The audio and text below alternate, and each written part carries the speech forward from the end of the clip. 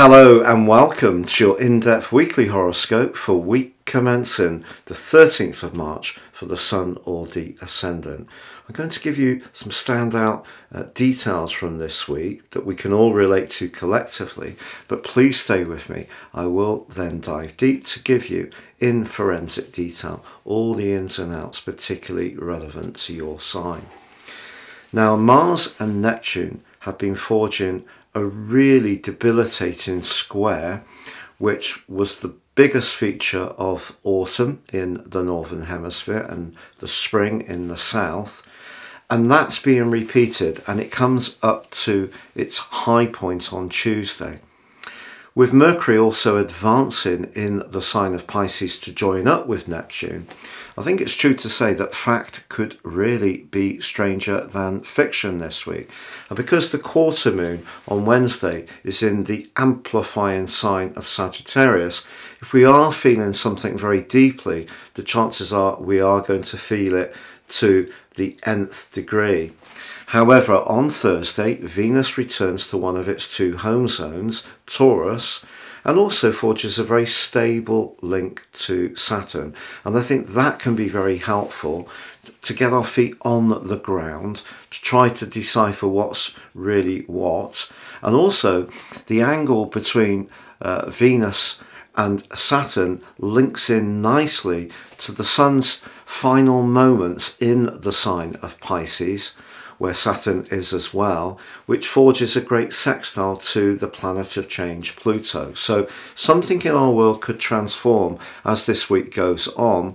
Also, as the week draws to a close, Mercury emerges from that fog of that link with Neptune, which can be very challenging because Mercury's debilitated in the sign of Pisces, and it emerges into the fiery Aries, preparing us for the vernal equinox, which is going to occur on the first day of next week in the sign of Aries, when we start the whole astral journey again. So that gives you a little bit of a flavour.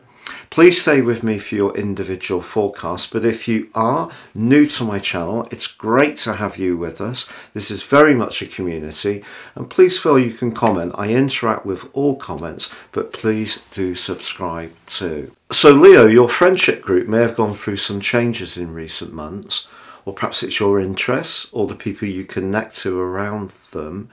But this week, Mars, which has been stimulating all of that, is compromised by the dreamy, misty energies of Neptune still.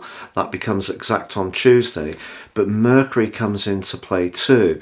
Mercury is the planet of commerce, and in the 8th house, that essentially could be good for business.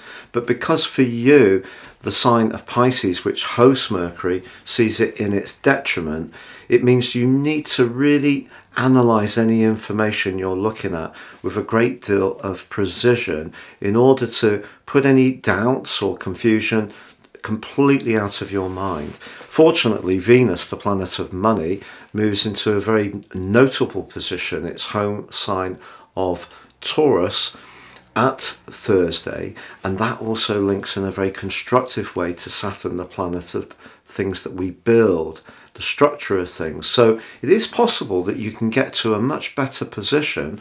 Also, the great link between the Sun and Pluto suggests if you can sweat more from your resources, it will give you a lot of satisfaction. So I think this week essentially is about trying to understand that there are some potentially confusing and baffling energies, but there are also some possibilities emerging from them if you can just go through things in a very detailed, precise way.